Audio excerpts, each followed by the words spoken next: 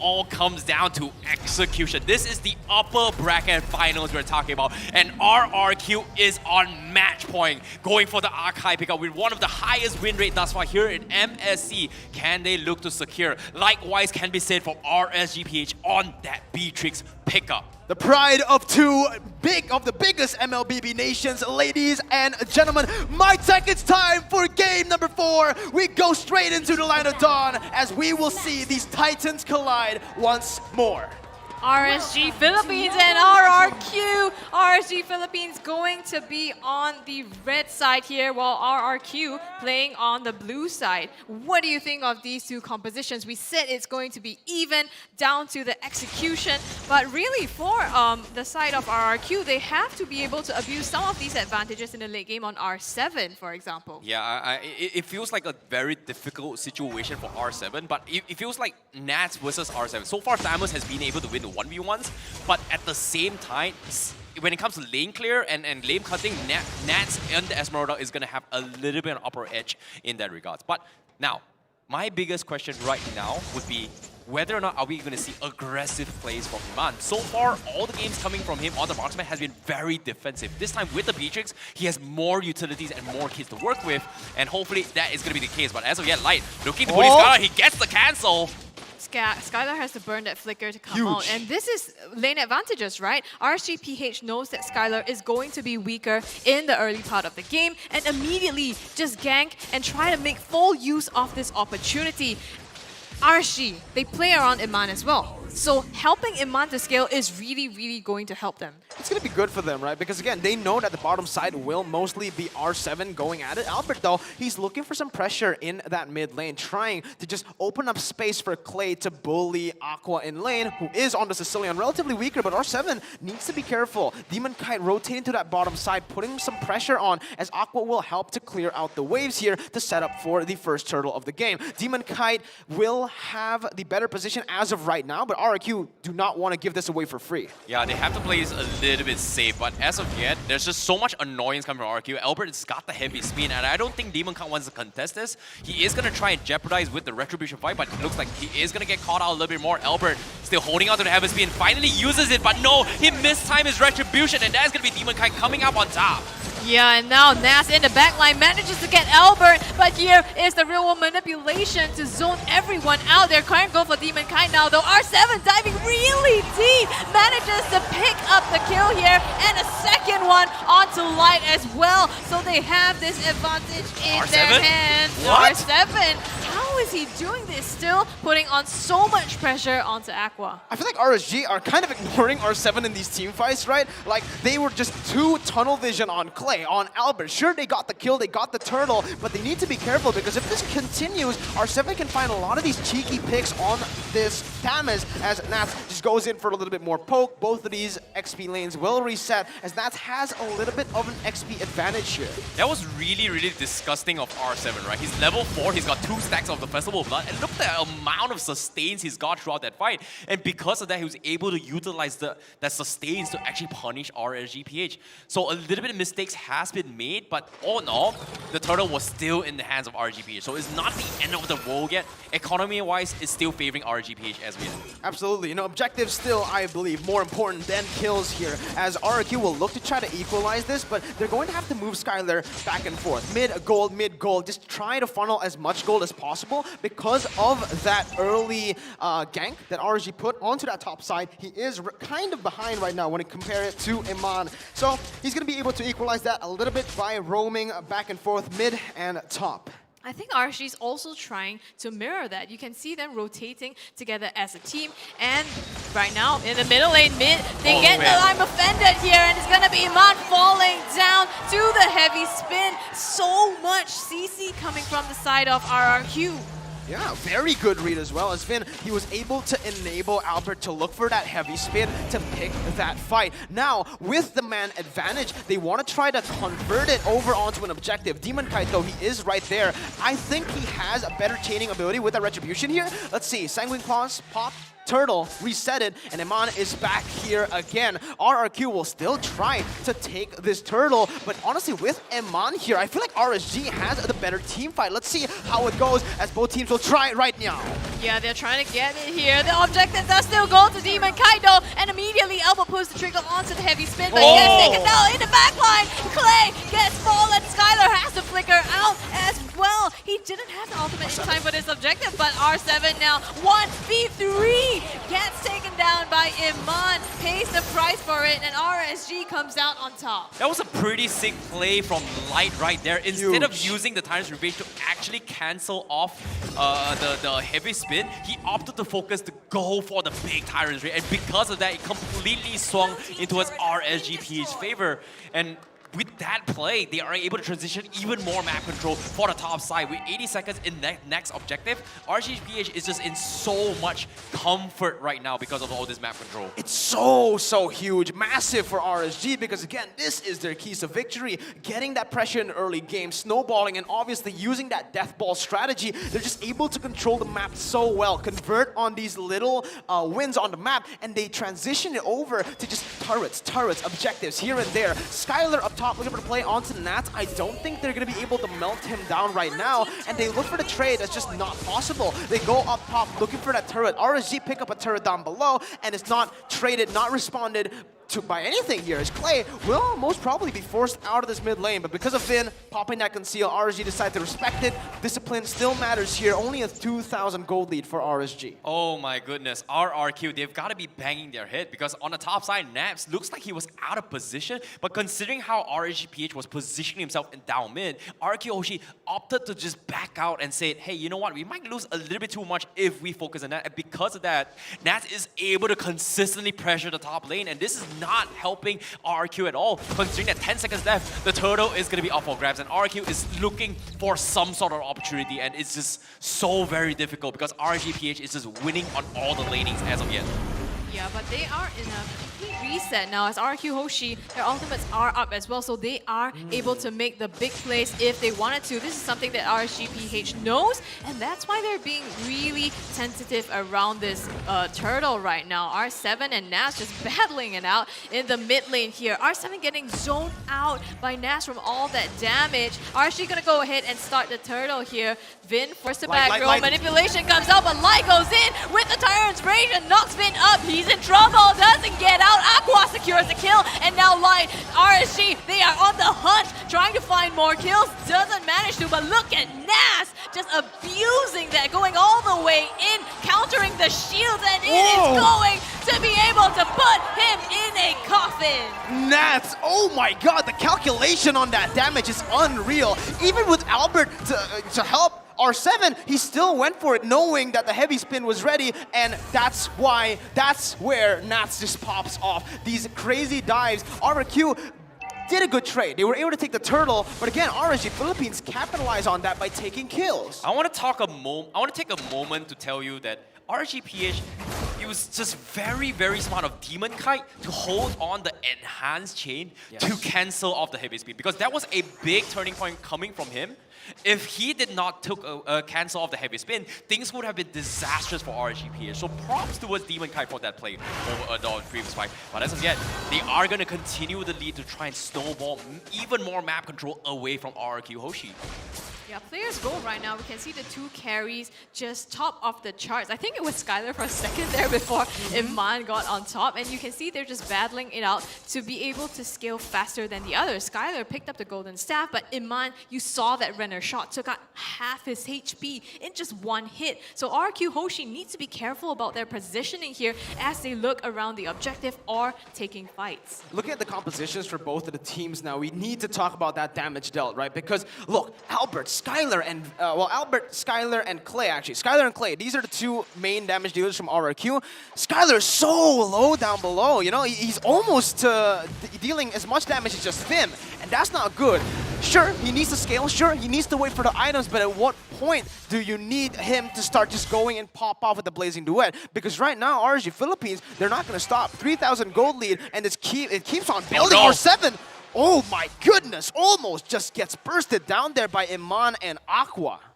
That was such a scary moment, but seems like RRQ, they have to force the issue as well. RSG, they know that R7 is out of the equation. This is the perfect time to force an issue, and it seems like that's going to be the case. Nats, as of yet, going to be focused down, and the only one that can stop him is pretty much Albert on the heavy spin, but he's still holding on for the moment as of yet. Yeah, it's going to be Albert jumping in with a heavy spin now, locking Nats in place. The real world inflation is there as well. They're looking for the flip. Demon Kite and Light there in the bush, looking for the engage once again. Albert still there, going to be able to come in, but Demon Kite with the retribution secures it. R7 jumping to the back line, dealing so much, taking Demon Kite out, and Light falls as well. RSG, they take the Lord, but they lose 3.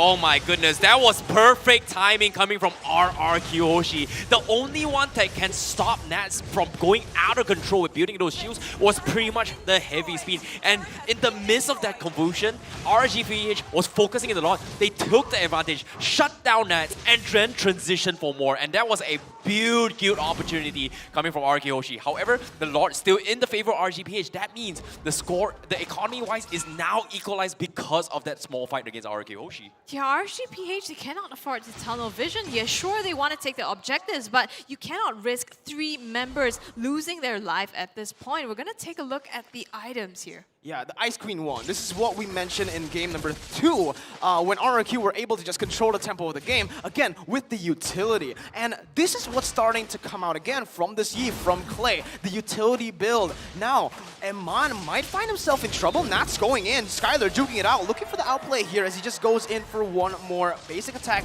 He goes in onto the next minion. He really doesn't care about Nats here. He's ignoring him, just going for the farm, but they're going on a 1v1 here. Skylar versus Nats, still forced to run away. Nats looking for something as that top side turret will fall. RRQ, again, still on the back foot, still with the defense. RSG with the proactive movements on the map. Smart plays coming from Nats as well, realizing that the comeback coming from RRQ HOSHI is going to be up to Skylar. He's trying his best to get some sort of farm, and because of that, they are going to be placed in a very defensive maneuver. However, I want to talk a little bit more in this next play, because RSGPH, they are building up Ice Queens 1 up on Aqua to deal with all the defensive, the mobility coming from RRQ HOSHI, which is very much lacking. In this case, R7 is going to be the biggest kiting that requires to be done coming from RQPH. Yeah, and R7, I mean, Thamas with the Molten Size as well, forces RSG to be put out of position, or at least to reposition themselves. So RSG also has to watch for how they take these fights. Earlier on, I think we saw Demon Kite was also building into a more tanky build here, so they're trying to cover for Aqua and Iman. They're going to be the key damage dealers in these fights. And Iman as well. You just saw that on your screen. Wind of Nature already completed for Iman here on the Beatrix, so it just removes the threat of Skylar popping him in that back line, right? And with this Wesker, he can actually threaten Skylar now that he has the Wind of Nature. Both of these players in the gold lane will need to time that Wind of Nature properly to outplay one another. And with the same battle spell, it's going to be really interesting to see this dynamic. Yeah, it's going to be tough as well, but now with the Enhanced Lord up as of yet, RGPH already in position to fight this, but RRQ HOSHI, they've got to wait an opportunity, because if you think about it, R7 is 2 levels behind Nats, and he needs to be in this fight to scare off the back lines, and without him in the equation, I don't think RRQ HOSHI would force a fight, unless Albert gets a 4-man heavy speed, which is very difficult to do so.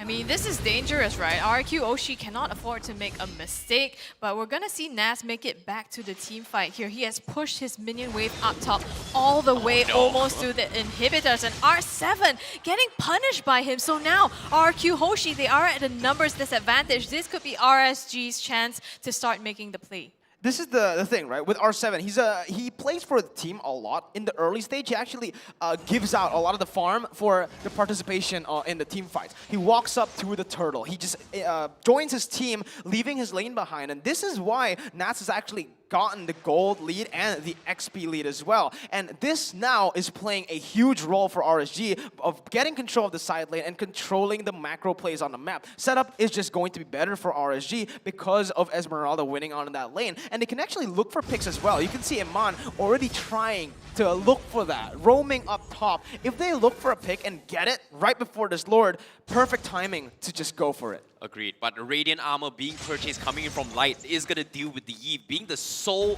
only member coming from RRQ HOSHI in terms of magic powers. But seems like RRQ HOSHI, they want to force the issue, but RSG is not taking any risks yet. They want to go for pickoffs, and currently RRQ HOSHI just playing it very, very safe.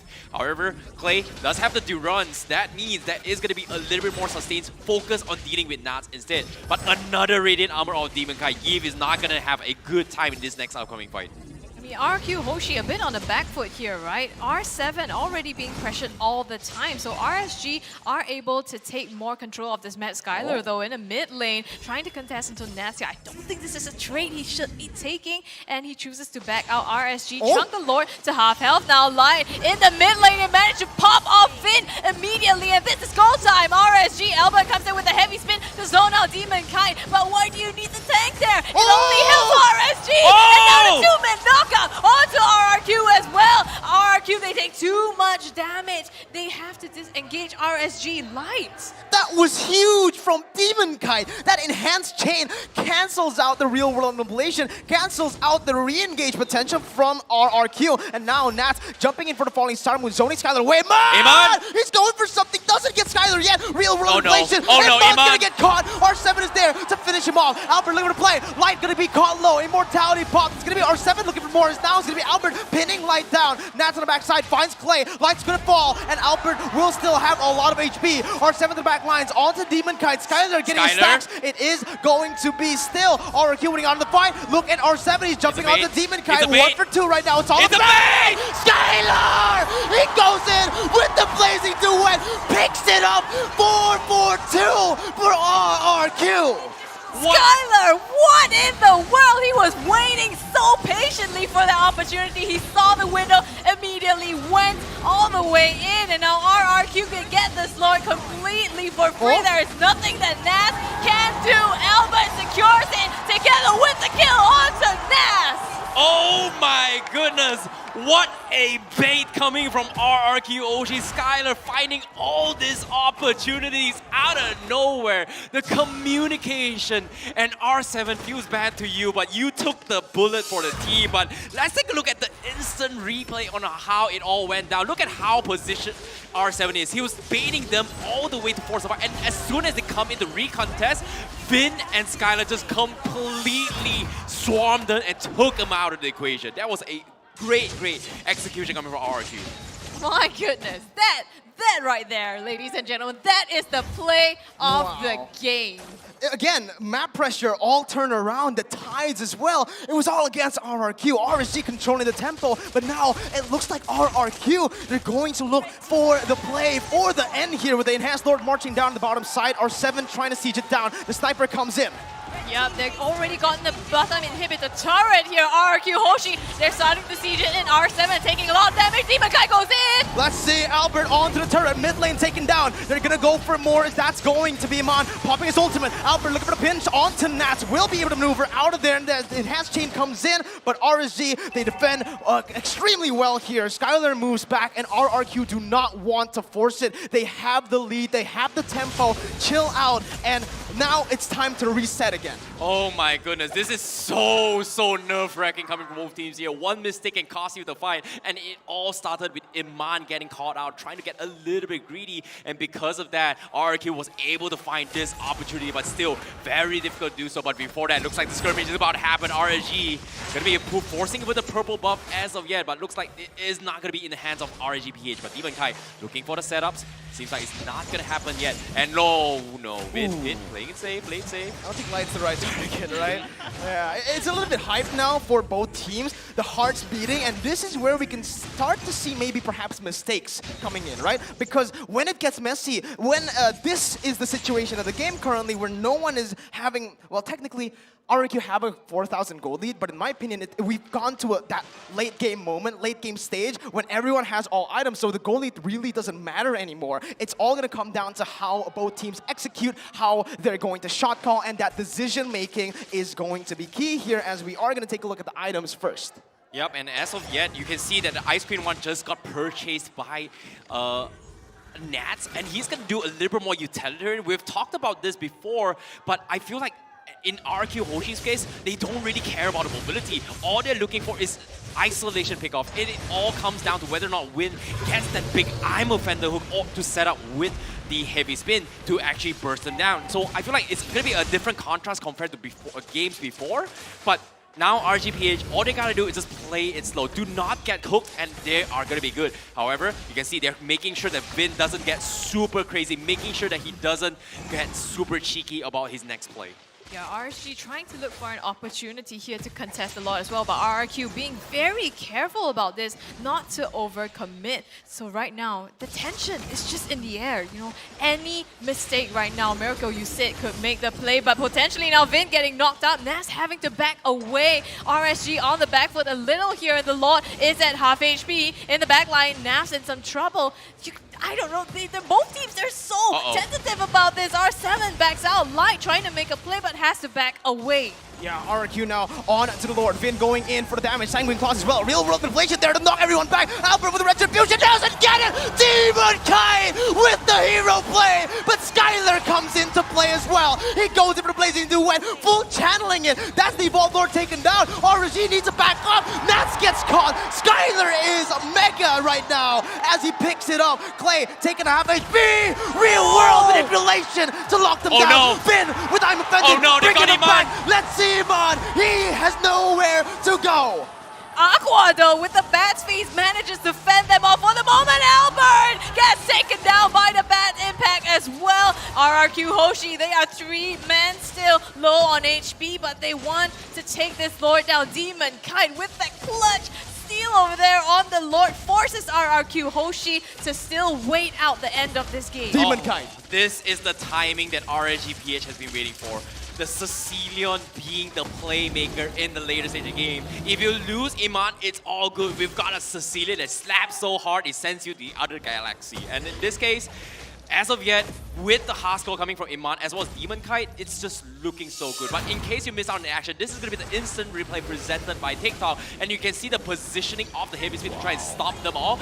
But despite getting chased down by Demon Kite, he was able to time the retribution. I feel like it was so chaotic, but he kept his cool, make sure to get the Lord in case things don't go in the favor of RGPH. So it was a 50-50 coin flip between both these teams. Demon Kite literally saved the game there for RSG Philippines, right? It should have been over now if he didn't get that retribution. So it's all coming down to these little thin margins in this game. We're taking a look once again at the items. Not much has changed so far, but look at Light. His itemization, he's been swapping with Immortality constantly now because when it's down, he wants to pick up something else. Now, something I want to mention is that look at Aqua. He has the Winner's Truncheon and he hasn't popped it just yet. In these team fights, he's been relatively safe, and that might be the X factor here that they can use to win the game. When RRQ tunnel vision onto Aqua, when that Winner's Truncheon pops is where Iman comes into play and goes at it. This has been insane so far, you know, the whole game. It's just been flipping time and again. One moment you think RRQ has the lead, RSG takes over. And when RSG gains control, RRQ comes back. This is the mark of 2 high-level disciplined teams right now. And as we are here 22 minutes into the game, the 2 teams are waiting for this next objective. Who will be the one to take this will definitely have an edge and be that much closer to closing out the game.